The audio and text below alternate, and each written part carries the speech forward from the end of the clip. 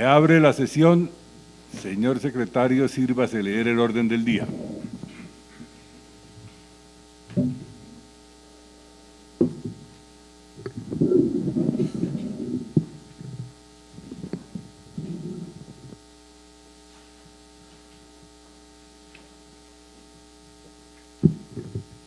Buenas tardes a todos. Les solicito por favor bloquear sus celulares para no interrumpir el curso de la sesión. Un saludo muy especial a doña Silvia Ospina de Segovia, a sus hijos, a los invitados para este acto. Preside la mesa el presidente de la academia, el académico Eduardo Durán Gómez. A su derecha el vicepresidente, el padre Fernán González. A su izquierda el académico honorario, expresidente Belisario Betancur. Al extremo derecho Roberto Lleras, director de publicaciones, y a Roberto Pineda, y a mi izquierda el doctor Roger Pita, coordinador de Biblioteca y Archivo. Señores invitados, bienvenidos. Me permito dar lectura al orden del día para la ceremonia de posesión del académico de número Rodolfo Segovia Salas en la sesión del día de hoy, 5 de diciembre de 2017. En verificación de quórum y excusas. Señor presidente, hay quórum para deliberar y decidir. Se excusan por enfermedad los académicos de número Adolfo de Francisco y el general José Roberto Ibáñez. El doctor Enrique Gaviria Liévano, el académico Antonio José Rivadeneira y el académico Roberto Herrera Soto. Primero, saludo del señor presidente académico Eduardo Durán Gómez. Segundo, proposiciones. Tercero, ceremonia de posesión del académico de número Rodolfo Segovia Salas. Designación de la comisión que acompañará al recipiendario del Salón de Actos Públicos. Toma del juramento al recipiendario. Discurso de orden del recipiendario sobre el tema Cuando Providencia habló español, 1610-1640. Palabras de respuesta en nombre de la corporación por la académica de número Adelaida Surdiz Nájera. Entrega del diploma, imposición de la venera por doña Isabel Segovia Ospina. Terminado el acto académico, el recipiendario ofrece una recepción en el Salón Luis Duque Gómez. Leo el orden del día, señor presidente. En consideración del orden del día, ¿lo aprueban los señores académicos? Saludo del señor presidente.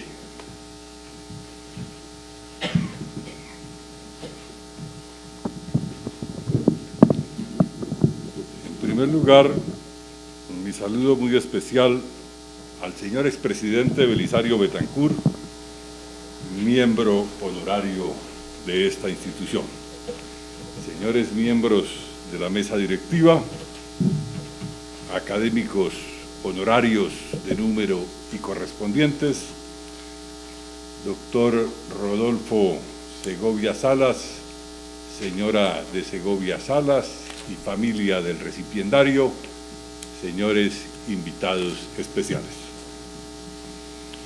Una nueva sesión solemne de esta academia nos congrega hoy para dar la bienvenida como miembro de número de la institución al ingeniero e historiador Rodolfo Segovia Salas, que después de una meritoria trayectoria profesional e intelectual ha sido escogido para ocupar el sillón de número y suceder en esta forma al académico Carlos San Clemente Orbegoso, fallecido hace un par de años. El doctor Segovia es poseedor de una larga trayectoria en los más diversos sectores, público, privado y académico, que le han hecho merecedor de muy connotadas posiciones a las que ha servido con talento, eficiencia y entrega. Graduado en el prestigioso Instituto Tecnológico de Massachusetts, fue después a la Universidad de California a cursar su maestría en Historia y posteriormente a adelantar estudios de desarrollo económico en París. Después de numerosas ejecutorias en el sector privado, ocupó la presidencia de la empresa colombiana de petróleos Ecopetrol para ascender después a desempeñarse como ministro de Obras Públicas y Transporte, precisamente en la administración del presidente Belisario Betancur. Y posteriormente perteneció al Senado de la República. Ha estado vinculado a los consejos directivos de la Universidad de los Andes, de Fedesarrollo, de la Universidad de Cartagena y ha sido profesor de varias instituciones de educación superior. Es miembro de número de la Academia Colombiana de Ingeniería y correspondiente de la Academia de Historia de Cartagena. Ha publicado varios libros relacionados fundamentalmente con la historia de Cartagena de Indias y con la región Caribe, y ha escrito numerosos artículos que han sido publicados en revistas especializadas, así como también en diarios nacionales. Para recibirse hoy en esta academia, el recipiendario nos ha traído un interesante trabajo sobre las islas de Providencia y Santa Catalina, o Islas Grande y Chica, como se les llamó en una época a esos territorios insulares. Fue a partir de 1641 cuando el general Francisco Díaz Pimienta, con su flota de galeones, propició el desalojo de los ingleses que se habían apoderado de esos territorios que identificaban como elementos estratégicos para poder incursionar militarmente en el Caribe con el ánimo de interferir las rutas hacia el viejo continente y de esta manera apoderarse de las riquezas que eran transportadas con el ánimo de acrecentar las arcas de la corona española. Fue lo que se llamó como la piratería inglesa, cuyo fin era precisamente el botín y no el territorio. Con este episodio de desalojo y toma del control del espacio, fue posible instalar posteriormente como gobernador a Jerónimo de Ojeda, quien terminó instalado allí en calidad de regente durante más de 2 décadas, vigilante en un mar infestado de corsarios, como lo llama el autor del trabajo que hoy se va a leer. Gracias a una abundante correspondencia consultada por el doctor Segovia, fue posible en el Archivo de Indias describir este periodo que en estos momentos puede ser muy importante, ahora que se ventilan las reclamaciones de Nicaragua en la Corte de La Haya y cuando Colombia debe exhibir todos los argumentos posibles como elementos de convicción en sus pretensiones, de tal manera que le permitan defender sus antiguos derechos, no solo sobre los territorios insulares, sino sobre la franja de mar que le pertenece. En esta academia tuvimos la oportunidad reciente de desarrollar un foro sobre este importante tema, cuyos protagonistas principales, los doctores Enrique Gaviria Liévano y Francisco Barbosa, exhibieron valiosos elementos que sin duda contribuyeron a enriquecer el tema. Al darle la bienvenida al doctor Rodolfo Segovia Salas a este sillón de numerario que desde hoy ocupará, quiero convocarlo a seguir enriqueciendo el tema, que resulta fundamental en estos momentos para el país y en donde los historiadores y juristas tenemos mucho que decir. Muchas gracias.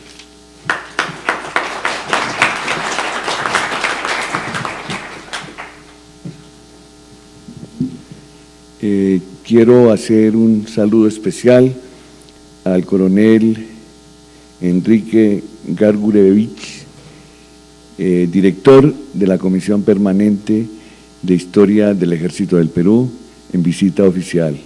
Muchas gracias. Continuamos con la sesión Tengo en la mesa una proposición, señor presidente. La Academia, en la sesión de la fecha, deplora el fallecimiento en la ciudad de Panamá del académico Carlos Alberto Mendoza la semana anterior. El académico Mendoza había ingresado a la Academia Colombiana de Historia el 5 de agosto de 1984. La Academia expresa sus condolencias a sus hermanas y demás familiares y a la Academia Nacional de Historia de Panamá. Por secretaría se enviará a los familiares y a la Academia Nacional de Historia de Panamá en nota de estilo la presente proposición. En Bogotá, 4 días del mes de diciembre de 2017. En consideración la proposición leída, ¿la aprueban los señores académicos?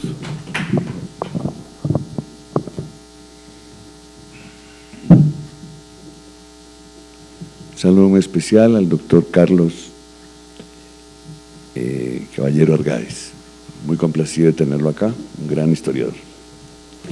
Señor presidente, damos inicio entonces a la ceremonia de posesión del académico de número ingeniero Rodolfo Segovia Salas.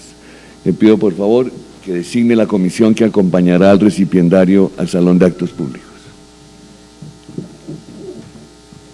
Se designa a los señores académicos Teresa Morales de Gómez y Roberto Lleras para que informen al nuevo académico que la academia se encuentra reunida para recibirlo.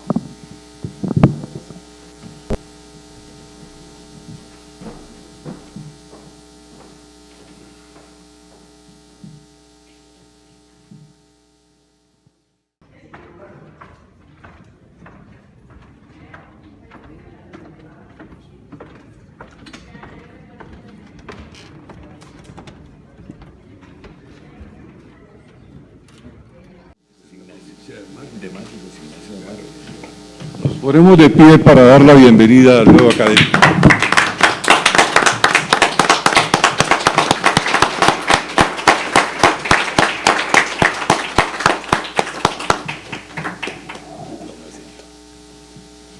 Pueden sentarse.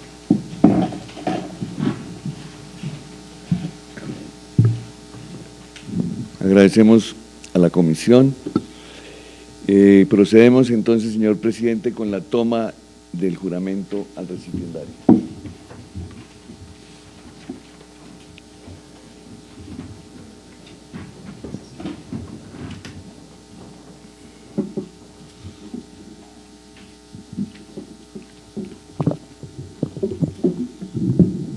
Doctor Rodolfo Segovia Salas, jura usted por Dios, por la patria y por la academia, cumplir fielmente los deberes que le impone el cargo de miembro de número para el cual ha sido elegido? Sí. Si así lo hiciera, Dios, la patria y la academia se lo premian, si no, él y ella os lo demanden.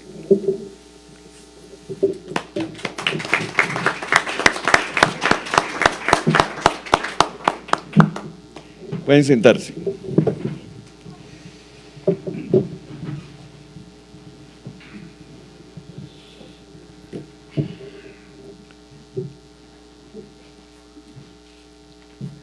Discurso de orden del recipiendario sobre el tema Cuando Providencia habló español, 1610-1640.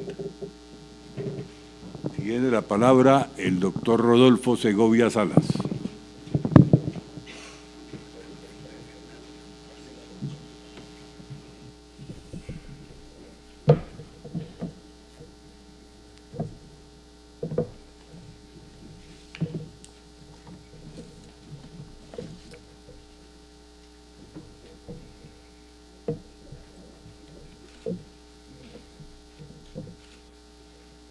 Señor presidente Belisario Betancur,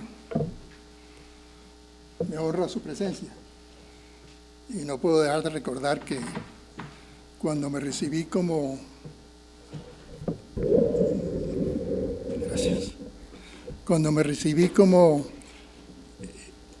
académico correspondiente en 1985, usted también estuvo presente en ese momento como presidente en ejercicio para un trabajo primero quizá de ellos, sobre el hundimiento del galeón San José.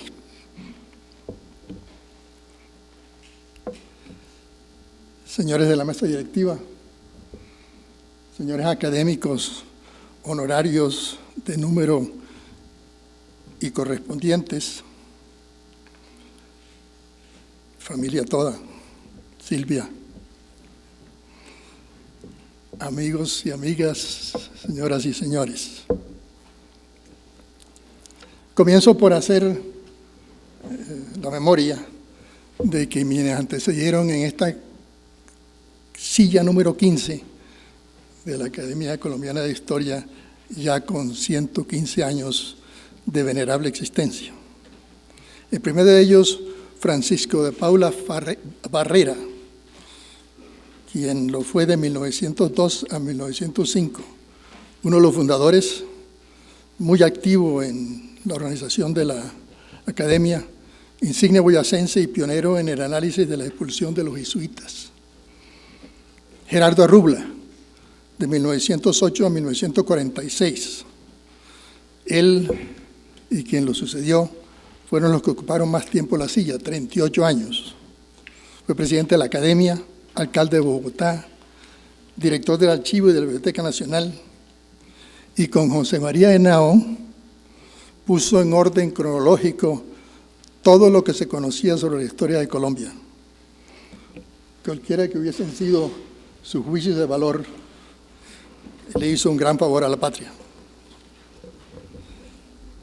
Carlos Restrepo Canal, prolífico escritor e historiador, miembro de la Academia de Lengua, como lo serán los tres que le sucedieron. Una vida entregada a la cultura, se le recuerda por su trabajo sobre la abolición de la esclavitud y el establecimiento de la Real Academia, de la Real Audiencia de Santa Fe de Bogotá. Antonio Álvarez Restrepo, 1985-2001. Para mí, un querido amigo y mentor, caballero a carta cabal, servidor de la patria, en numerosas ocasiones ministro de Estado, notable economista e historiador económico. Y mi más reciente antecesor, Carlos San Clemente Orbegoso, de 2001 al 2015, un admirado amigo ingeniero civil, cultor de las ciencias y de la historia, empresario, benefactor de esta academia en sus horas de angustias. Su reseña histórica sobre la ingeniería en Colombia es un clásico. Escribió el libro definitivo sobre su bisabuelo, el presidente Manuel Antonio San Clemente, y su tiempo. ¿Pueda ser yo digno de tan brillantes antecedentes?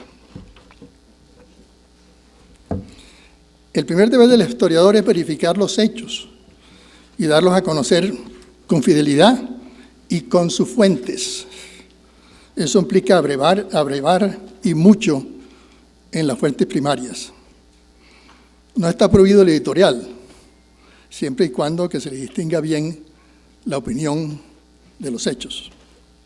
La síntesis es muy bella, muy atractiva y muy tentadora, pero siempre que tenga mucho fundamento monográfico.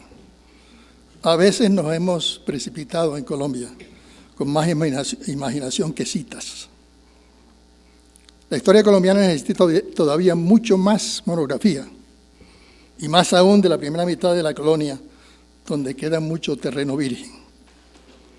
Lo que sigue es justamente una monografía sobre un puntico lejano en el espacio nacional y en el tiempo nacional, con mucho esta monografía material primario. Es una historia lineal, como la de antes, cronológica, con la ventaja de que tiene un principio y un fin. Y no es camino trillado. Por allá en 1932, un investigador norteamericano que buscaba otras cosas, se tropezó con unos documentos sobre Providencia en tiempos de la ocupación española. Publicó un artículo pionero e incompleto que se publicó en el Hispanic American Historical Review. De entonces hasta acá, silencio absoluto, excepto algunas historias de piratas. Los invito entonces a cuando las islas de Providencia y Santa Catalina hablaron español entre 1641 y 1670, como les decía, tiene principio y fin. Y como observó un generoso par, lector de esta monografía, esto parece una novela histórica. Juzguen ustedes. Providencia, para los que no la conocen, es una bella estampa. Fue bautizada Santa Catalina, probablemente en 1510, y su bello cono verde se yergue 340 metros sobre el nivel del mar. Es un castillo armado de dientes de coral. Digo bien, dientes de coral porque está rodeada de arrecifes y aún en las zonas en que no lo está, los bajos son tan peligrosos que la aproximación al puerto de Santa Catalina es cosa de prácticos expertos. Puritanos exactamente iguales a los que organizaron la colonia de Massachusetts, esa con más éxito, colonizaron a Providencia en 1630 y allí se mantuvieron hasta 1641. El régimen era el régimen purimesano, pero en la medida que pasó el tiempo llegaron los esclavos, cosa que en Massachusetts no tenían, y llegó la piratería. Entonces, hacia el final de esa ocupación, la isla se convirtió en un nido de piratas, nada distinto a la isla de Tortuga, poco anterior a ella nomás. Se intentó expugnarlos, sacarlos de allí, y en dos ocasiones, en 1635 y 1640, se fracasó. Fue necesario una expedición en regla por un capitán general de la flota de los galeones para poder sacarlos. Eso lo dirigió Francisco Díaz Pimienta, a quien quizá Colombia le debe una estatua. Sus órdenes eran destruir y abandonar. España asediada en ese momento no quería más guarniciones regadas por ahí, pero el capitán general desobedece y le da sus razones a la corona. Si esto no se ocupa, lo van a volver a tomar los piratas como base para sus fechorías. La corona aprueba transitoriamente, dice ella, 2 años más tarde, todo lo actuado por Díaz Pimienta, que dice él, y efectivamente, Providencia está, vamos a decirle Santa Catalina, por el momento, y para los españoles era Santa Catalina, y como tenía 2 islitas, si lo ven ahí en los mapas, las 2 islitas las llamaban la Isla Grande y la Isla Chica, fácilmente. Entre las 2 había una cortadura, un caño de mar, brazo de mar, que la separaba. Entonces la corona de 1603 aprueba todo lo actuado. Y a Pimienta dice que hasta los holandeses, que en ese momento estaban en su guerra de independencia contra España, y eran los perros del mar, y querían comprarle la isla a los ingleses. Tan así de grave era la amenaza. Díaz Pimienta nombra a Jerónimo de Ojeda, quien había sido su segundo comandante en la expedición para recuperar Providencia, como gobernador de la isla con 2,000 pesos de sueldo y gobernador con una guarnición de 140 hombres. Muy bien apertrechada, porque los ingleses tenían ahí de todo, cañones, armas, obviamente instrumentos de labrar, porque tenían esclavos que labraban la tierra. Y con eso quedó Providencia y su nuevo gobernador verdaderamente apertrechada. Tenía todas estas cosas, 22 cañones. Se ordenó que se mandaran 25 esclavos justamente para atender a las necesidades de la guarnición, pero esto nunca se cumplió. Sin embargo, Ojeda se las arregló. Él logró capturar algunos barcos que andaban por ahí alrededor de Providencia, hizo presas, mejor dicho, que tenían esclavos y algunos cimarrones que habían quedado en la isla después de la expugnación. Y con eso armó su cuadro de esclavos, cosa importante para el sostenimiento de la guarnición. Tuvo además una falúa, con eso fue que capturó las presas, pero esa no duró mucho tiempo. Al principio había un gran optimismo sobre esta nueva posesión de la corona. Inclusive se llegó a decir que se había encontrado una mina de azogue, de mercurio, y que el gobernador en Cartagena tenía frascos del metal. Muy imaginativo. Lo que sigue por los próximos casi 20 años, son las cartas de Jerónimo de Ojeda.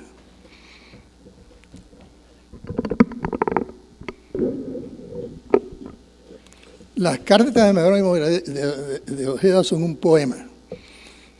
Claro, se repite mucho porque son los mismos pedimentos y siempre da noticias tan graves como que en parte de la guarnición que le dejó Díaz Pimienta, una tercera parte eran portugueses. 1641 apenas estaba dando la separación de las coronas y los portugueses habían llegado a Cartagena en una flota en la cual iba también Díaz Pimienta. Entonces se fueron una tercera parte hacia allá, nunca contentos, y en algún momento dado se rebelaron. Querían matar a todos los castellanos e irse a su patria. Ojeda controló eso y ajustició a los cabecillas. En todo caso, imagínense ustedes, una isla perdida en el océano que ni siquiera tenía cal. Providencia es una isla volcánica. Entonces la cal había que traerla de Cartagena para poder construir aljibes o depósitos para la pólvora. Todo eso lo rogaba año tras año y tenemos 20 cartas de Ojeda dirigidas al rey con sus descripciones que van hasta decirle al rey: no tengo la custodia, el palio y la lámpara para llevar los viáticos a los enfermos. Y entonces ruega que se las provean, cosa que finalmente se hace. Lo que se organiza en esa sociedad, ese pequeño submundo que debió ser, sobre todo para los portugueses, muy complicado, por eso de estar en un sitio donde lo quieren a uno y donde no hay sino 140, debe ser complicadísimo, ¿no?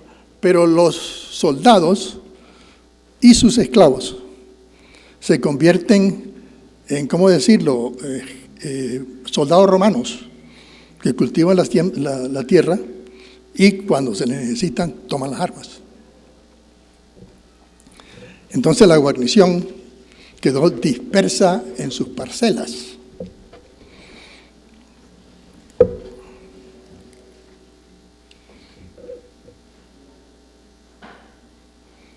En 1648, esto es un incidente, el entonces ingeniero segundo de Cartagena, Juan de Somovilla, bien conocido porque parcialmente responsable por la construcción del castillo de San Fernando en Boca Chica, lo mandan a Providencia a ver cómo se hace para mejorar las defensas. Y él deja un plan y cómo ampliar los castillos y mejorar los castillos y baterías de los ingleses, de lo cual muy poco se hace. Curiosamente, en 1653 hay un pretendiente para la gobernación de Providencia. Alguien se dirige a la Junta de Guerra y al rey para que le den ese puesto. Evidentemente, en la España de Felipe IV había muchos, demasiados jóvenes nobles con gran limpieza de sangre que aceptaban cualquier cosa, incluida la ínsula de Barataria. Sabemos que empezaron a apreciar lo que significaba Ojeda para el mantenimiento seguro de la isla. Pero antes, en 1655, el designio occidental de Oliver Cromwell trajo como consecuencia la ocupación de Jamaica por los ingleses. Jamaica está a un paso de Providencia.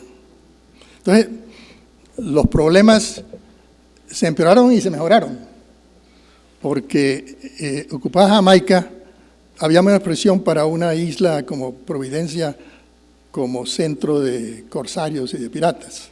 La verdad es que Port Royal en Jamaica se convierte exactamente en eso, un gran centro de piratas, a veces con patentes de corso de la corona inglesa, pero al mismo tiempo una amenaza. En todo caso, en 1658, al fin, muy oficialmente, Ojeda recibe reconocimiento por su labor y por ser muy amado de sus súbditos. Eso es textual. Y en 1662, después de mucho rogar que por favor, si pensaban en él, le dieran otro destino, el rey, a principios de 1663, lo nombra gobernador de Popayán. No llega hasta Popayán. Se muere antes de que lo releven porque su nombramiento es quédese ahí hasta cuando venga su reemplazo. Pero yo me puedo imaginar a Ojeda después de 20 años en Providencia, cómo hubiera sido su recepción en la muy encopetada sociedad payanesa.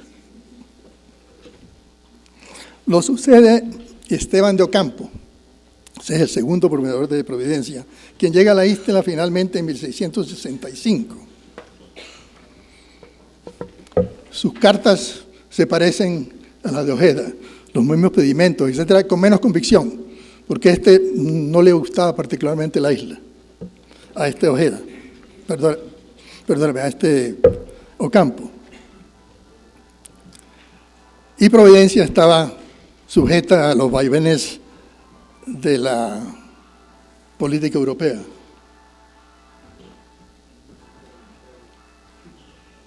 Y digo bien, sujeta a los vaivenes de la política europea, porque en 1655 se inicia la Segunda Guerra Anglo-Holandesa. Y pues los holandeses llegan hasta los estuarios ingleses. Es una guerra que, como ustedes saben, grandes barcos armados con muchos cañones que se despedazaban entre ellos. A América nunca llegaron, excepto los galeones de la flota de Portobelo, digamos. Pero la guerra también hay que hacerla en América, los holandeses. Y una de las obligaciones que tenían los corsarios, a cambio de que les blanquearan sus fechorías en las cortes de la isla, ese negocio era bueno para todo el mundo. Un quinceavo iba a la corona, una décima parte iba al duque de York, primer lord del almirantazgo y hermano del rey, al gobernador de Jamaica y hasta los bares y los burdeles de Port Royal. Buen negocio para todo el mundo. Pero también tiene unas obligaciones. Ahora el gobernador de Jamaica le pide le ordena a estos corsarios que se vayan a atacar a Curazao, posesión holandesa, parte de la guerra. Y efectivamente Edward Mansfield, un pirata veterano, logra montar una expedición de 600 hombres y muchos barcos para irse hasta Curazao. Pero mal momento, el momento en que están soplando los alisios con mucha fuerza, e ir de Jamaica hasta Curazao no es un viaje placentero. Y después de mucho orzar, pues sus propios sus propios piratas, sus propios corsarios se les rebelan, lo hacen devolverse. Trata entonces de tomarse a la capital de Costa Rica y fracasa. Y yo, cuando tiene que regresar a Jamaica, un poco con el rabo entre las piernas, a Mansfield se le ocurre, bueno, ya que estoy en estas, ¿por qué no ataco a Providencia? Por lo menos allí puedo sacar algún botín y no llegar con las manos vacías. Y es lo que hace. Mansfield se dirige con una maltrecha flotilla, ¿no? 200 hombres, eso sí, estamos hablando de los mejores soldados del mundo, ¿no? Esos piratas con el fusil largo, con la espada, con el puñal, con la capacidad para aguantarlo todo, debían ser los mejores soldados del mundo. Eran 200. Se aproxima de Providencia en pleno día. Y Providencia tenía en el Cerro de las Hermosas, hoy se llama Big Hill, a 240 metros, unos vigías que no ven nada. Por la tarde la siesta de la vespertina debió ser larguísima. Finalmente, por la noche, se aproximan a los arrecifes, se embarcan en canoas, desembarcan en las playas de Providencia por el sur. Y en la madrugada, como estaban todos regados en sus parcelas, los soldados los fueron cogiendo unos por uno. Y llegaron hasta donde el gobernador, que no alcanzó ni a vestirse, y lo prisionaron. Y avanzaron hasta el fuerte de la Cortadura, ese que les indiqué, que de ahora en adelante se va a repetir mucho, porque realmente dentro de la estrategia de la isla de defensa era, si nos atacan, y son muchos, debemos irnos a la Cortadura y resistir desde ahí, porque los invasores no van a resistir mucho tiempo, no van a poder quedarse mucho tiempo. En este caso eso no pasó así, porque cuando llegaron a la Cortadura había 8 soldados que se rindieron rapidísimamente después de parlamentar, salvando ni siquiera mucho del honor. Esa es la primera toma de Providencia por los corsarios. Estos pobres hombres los dejan tirados en una playa en Panamá, llegan a Portobelo. En Portobelo inmediatamente les siguen una indagatoria, y el muy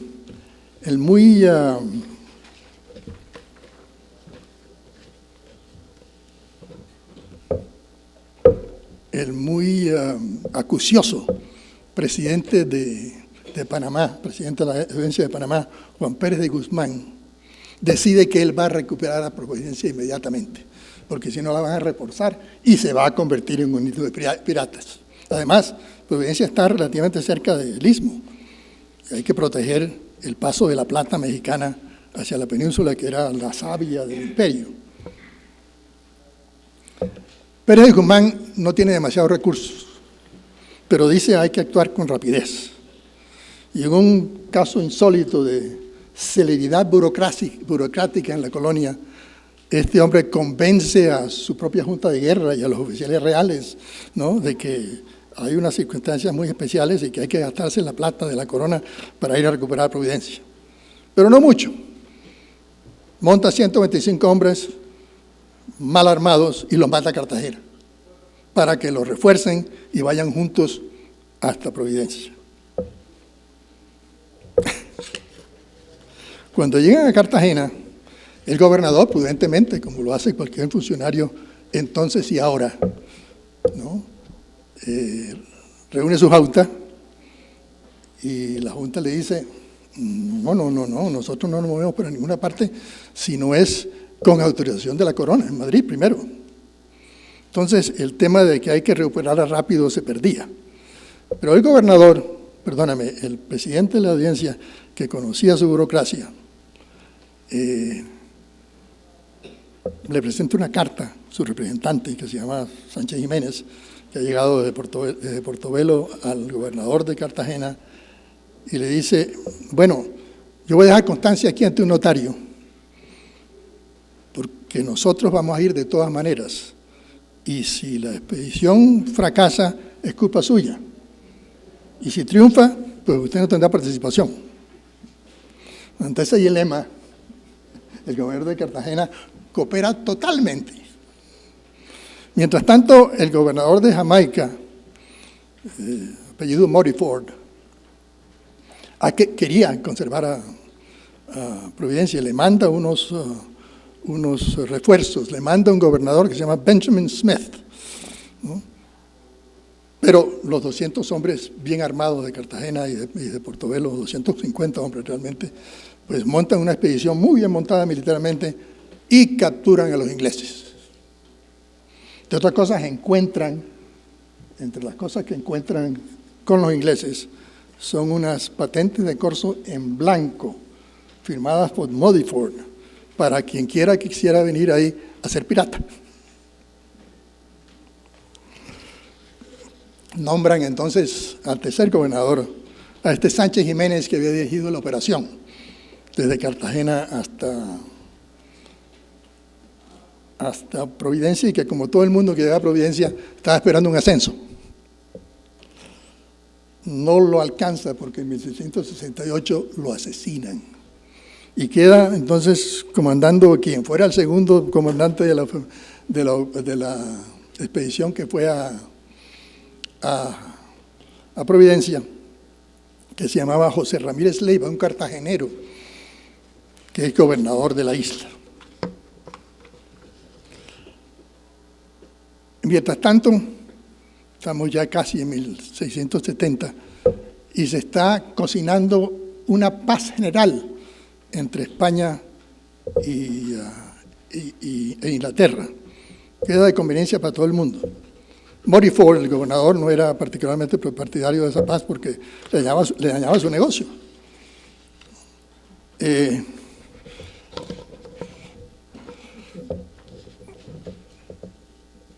Y las cosas se complican porque la paz ya prácticamente la conocen, pero mientras tanto él ha organizado una nueva expedición. Esta vez no es necesariamente contra Providencia, sino contra un blanco más grande y más jugoso en el Caribe. Y su ejecutor es un conocido de ustedes, y más tarde es Sir Henry Morgan. Sir Henry Morgan monta en 1670 la expedición pirática más grande conocida en el continente. 2.000 hombres, ¿no? 2.000 hombres, eran todos. Él manda además a buscar a todos los piratas del Caribe que se reúnen con él ahí en los cayos de Jamaica, nuestros cayos de Jamaica, ¿no? Y no me acuerdo cuántos barcos, pero eran muchos, es una flotilla enorme. Nada para combatir un galeón. Los galeones, si los pudieran alcanzar, los barren de las aguas, ¿no? Pero para quien la ve llegar, como la vieron llegar a Providencia, porque Morgan, antes de irse a su blanco definitivo, que es Ciudad de Panamá, que se toma, como ustedes recordarán, en 1671, se destruye, etc., decide retomar a Providencia. En este caso, pues, eso era pues, una expedición excesiva para los 70 hombres de guarnición que había en ese momento en Providencia. Y efectivamente desembarca, por ahí está en los mapitas donde desembarca. Lo que queda curioso de esta historia es que tenemos un cuento que, como viene de Schkemelin, no podemos tomarlo al pie de la letra, pero que es verosímil, que cuando Morgan desembarca, los españoles se retiran a la cortadura, y en el primer embate del ataque, pues lo rechazan.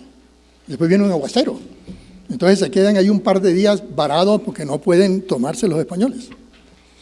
Pero Morgan hace uso de su arma secreta. Su arma secreta es el terror. Con bandera blanca le manda a decir al comandante del fuerte, en este caso a este sargento Sánchez, dice: vea, si usted no se rinde ya, yo lo voy a pasar a todos ustedes después de torturarlo al papayo. Hace milagros. Pero, cuidadosamente, los defensores dicen: no, pero un momentico, primero una batalla, y entonces muchos disparos en que no hay ni un herido, y finalmente salvan el honor y se rinden.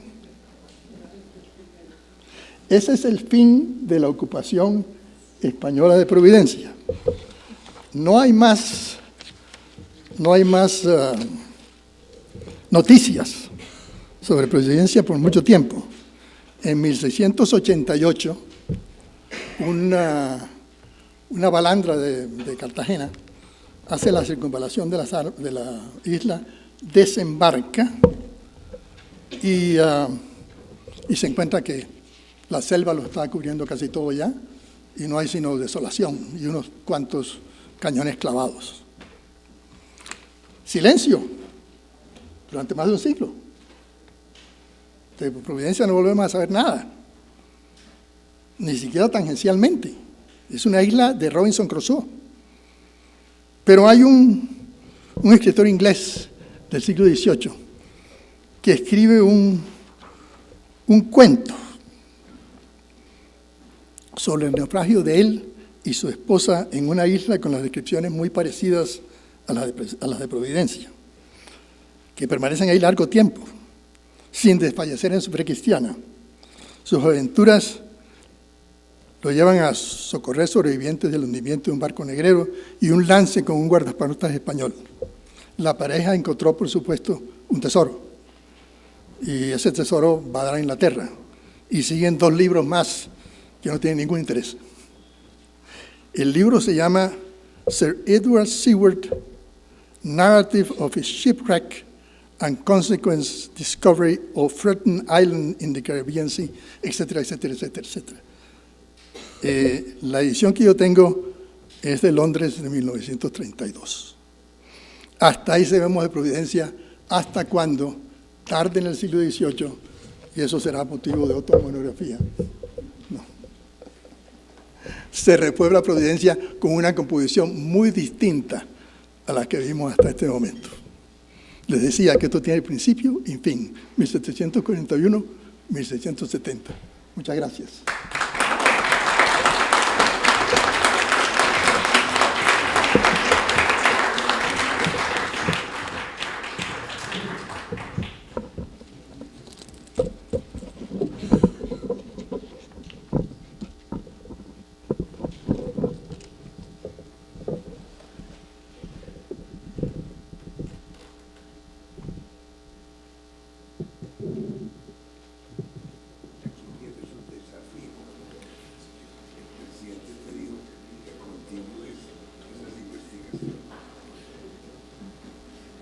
Que la recomendación es que el desafío es que continúe las investigaciones. Felicitaciones por esa primera parte, señor recipiendario. Continuamos con la sesión. Palabras de respuesta en nombre de la Academia por doña Adelaida Zurdiz Nájera, académica de número. Tiene la palabra la académica Adelaida Zurdiz.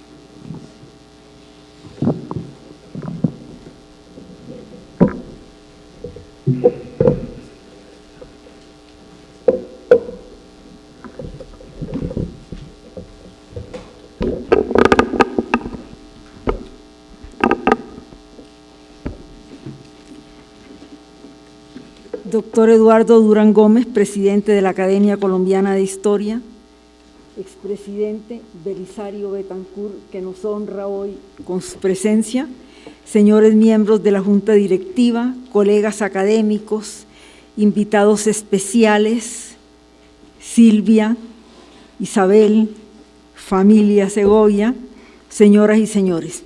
Agradezco muy sinceramente la distinción que me ha hecho el presidente y la Junta Directiva de la Academia al designarme para que en nombre de nuestra institución salude como nuevo miembro de número al doctor Rodolfo Segovia Salas. Encargo que me honra y cumplo con mucha alegría por la admiración y fraternal amistad que me une con Rodolfo. Comentar sobre los trabajos de Rodolfo no es fácil. No voy a hablar mucho sobre la excelente conferencia que nos acaba de presentar porque muy poco tengo que decir sobre ella. Nacido en Barranquilla, hijo de cartagenero tradicional y barranquillera sefardí, don Ignacio Segovia y doña Raquel Salas Cortizos, Rodolfo es una feliz amalgama de culturas y tradiciones que lo hacen un hombre polifacético de amplias miras, emprendedor exitoso y pionero de empresas y aventuras. Tiene de dónde heredarlo. Su abuelo Laci de Segovia, líder político del departamento de Bolívar, opositor del presidente Reyes, fue autor del primer estudio sobre la historia de las leyes publicado en Cartagena en 1914. Y Ernesto Cortizos, su tío abuelo, en 1919, desde Barranquilla, puso a Colombia a volar en los hidroaviones de la Escata, la primera empresa de transporte comercial del Nuevo Mundo, que rompió la determinación geográfica de la muralla cordillerana y comunicó el centro de Colombia con gran parte del país. Murió en Zuley cuando se precipitó a tierra el avión en que sobrevolaba a Barranquilla, repartiendo volantes sobre la necesidad del puerto fluvial. El aeropuerto de la ciudad del Río Magdalena lleva su nombre. Rodolfo se forma profesionalmente en connotadas universidades de Estados Unidos y Francia, donde sobresalen estudios de ingeniería química, historia, literatura y desarrollo económico bajo la dirección del padre Lebret en París y estudios sobre América Latina. Su vida profesional la dedica a la actividad empresarial y a la participación en numerosas juntas directivas y fundaciones de beneficio común. Llamado al manejo de la cosa pública, colabora desde la Cámara de Representantes y el Senado de la República, la presidencia de la empresa colombiana de petróleos Ecopetrol y el despacho ministerial en la cartera de Obras Públicas y Transporte en el gobierno del presidente Betancourt. Pero nada es tan atractivo en esta variada personalidad como su íntimo compromiso con la cultura, con Cartagena y especialmente con el mar, porque Rodolfo se enamoró del mar, de ese mar de los Caribes que subyugó a Colón y empujó a Europa, y embrujó a Europa. Y cuando uno se enamora así está perdido, porque el mar te invade, penetra y no te suelta. En 1969 el joven ingeniero funda y preside la Sociedad de Amigos de los Castillos. ¿Cuáles castillos? Los de Cartagena, naturalmente.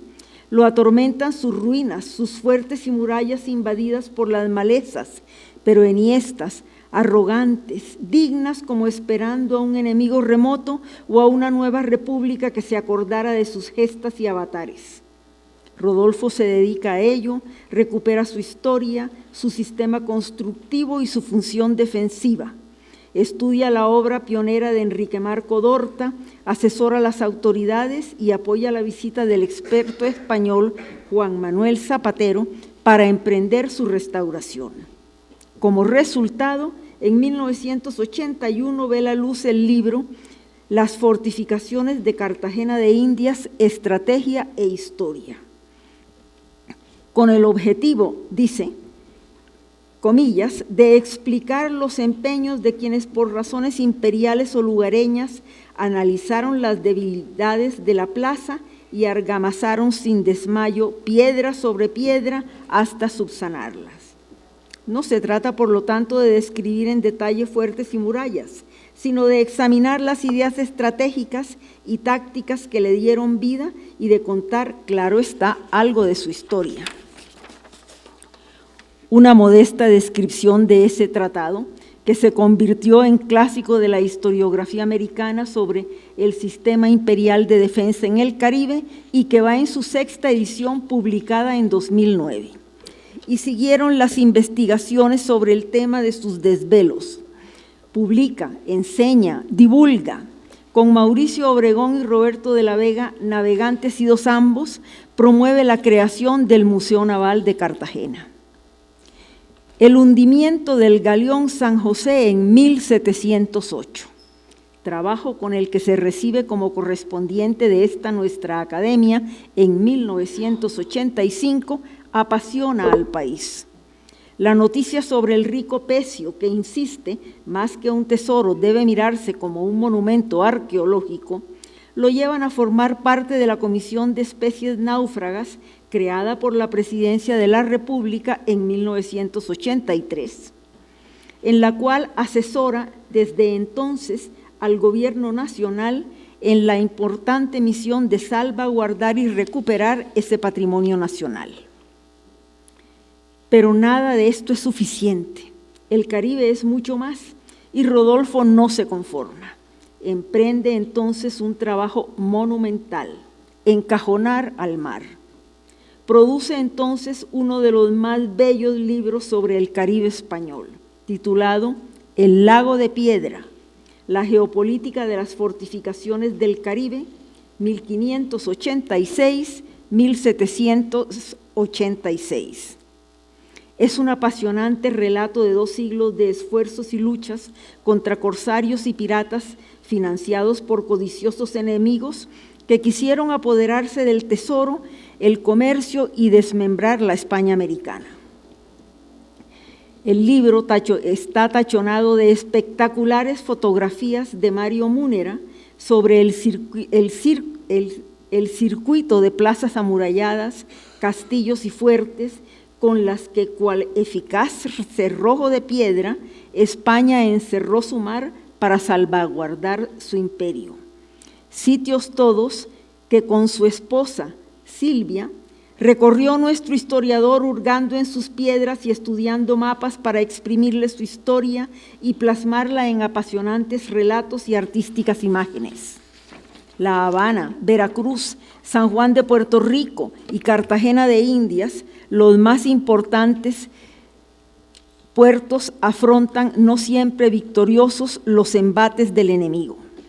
Las fortificaciones se desgranan en el círculo costero, cerrando el lago de piedra, el imponente complejo de El Morro en La Habana, su estilizado faro y sus baluartes de mar y tierra, el enorme castillo de San Carlos de la Cabaña que protegía la entrada de la ciudad, el fuerte de San Pedro de la Roca en Santiago de Cuba, en Puerto Rico San Felipe de El Morro y el castillo de San Cristóbal, en Santo Domingo la Atarazana en el puerto y la Torre del Homenaje, la obra más antigua militar construida en América en 1507, en México el castillo de San Juan de Ulúa, construido en una isla frente a Veracruz, el castillo de San Marcos en San Agustín en la Florida, el fuerte de San Felipe del Golfo Dulce en Guatemala, más al sur Panamá, el Istmo de Sevilla, como la llamara Pierre Chonu, el fuerte de Santiago de Gloria en Portobelo y el de San Lorenzo en la desembocadura del río Chagras en el Caribe,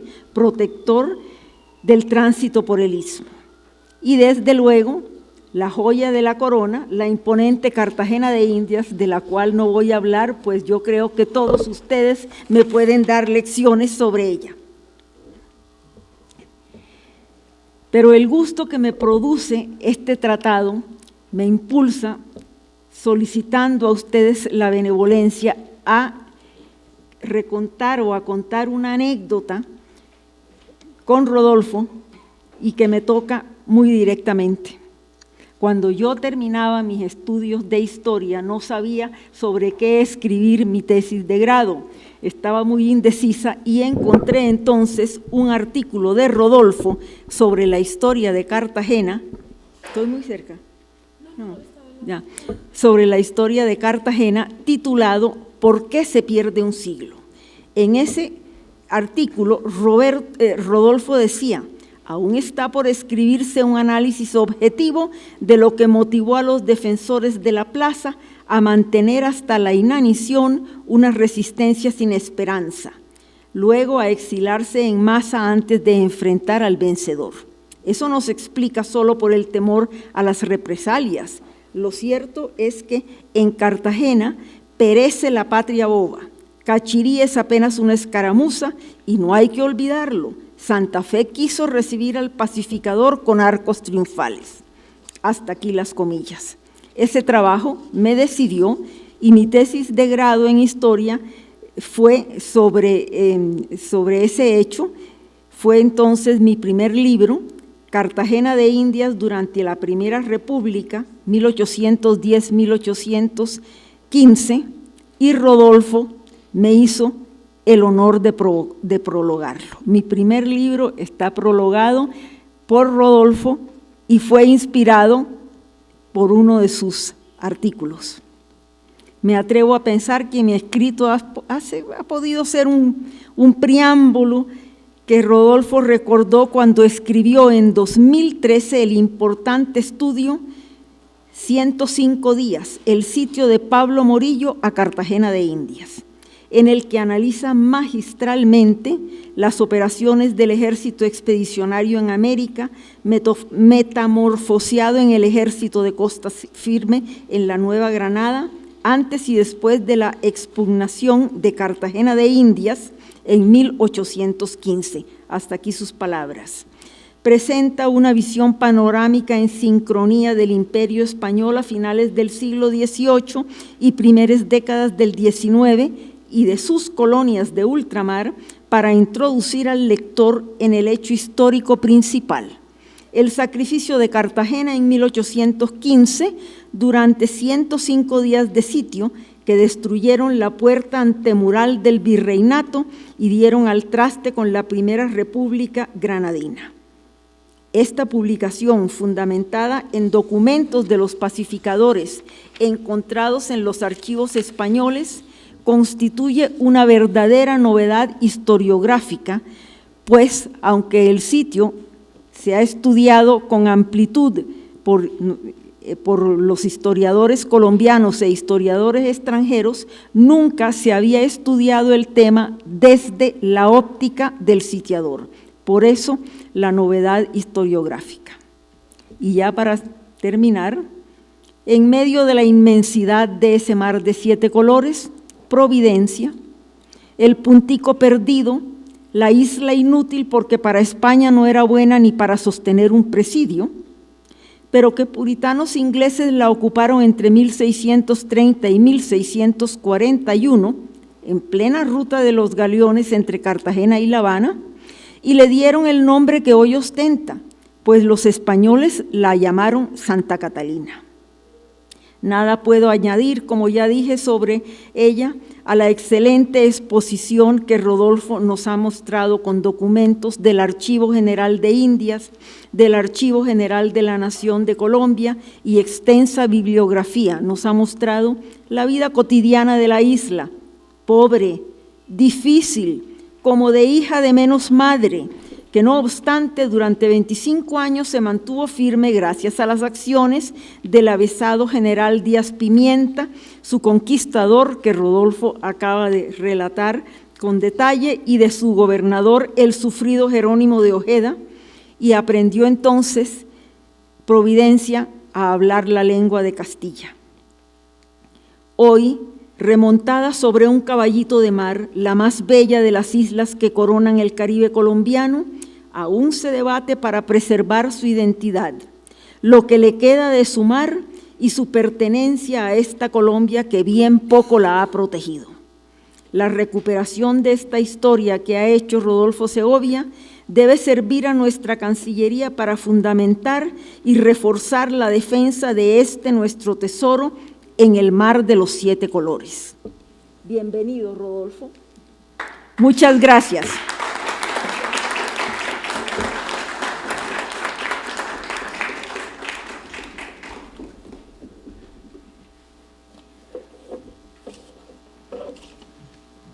Agradecemos a la académica Adelaida Surdiz y a continuación entrega del diploma por el presidente de la academia.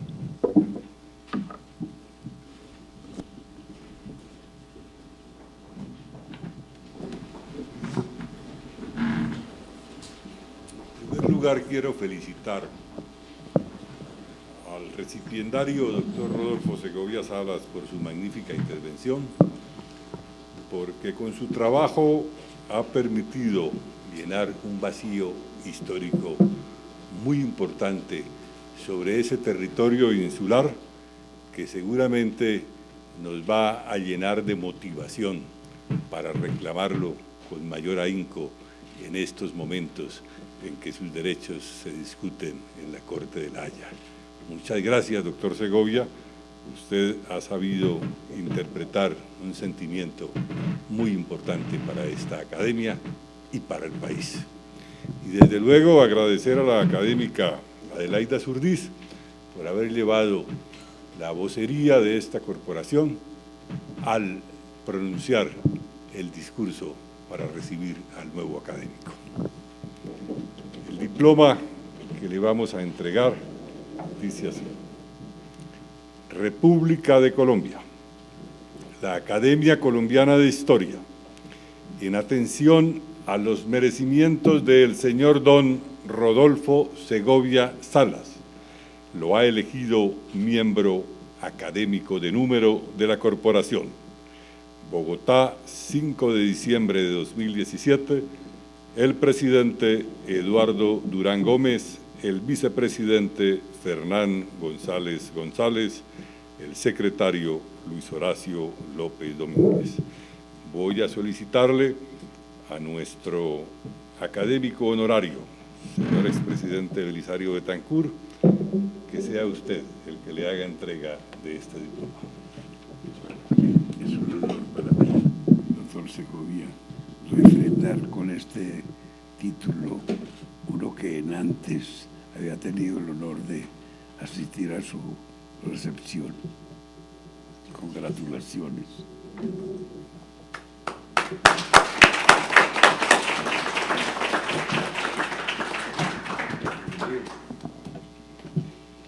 Solicito a doña Isabel Segovia Ospina acercarse para la imposición de la venera.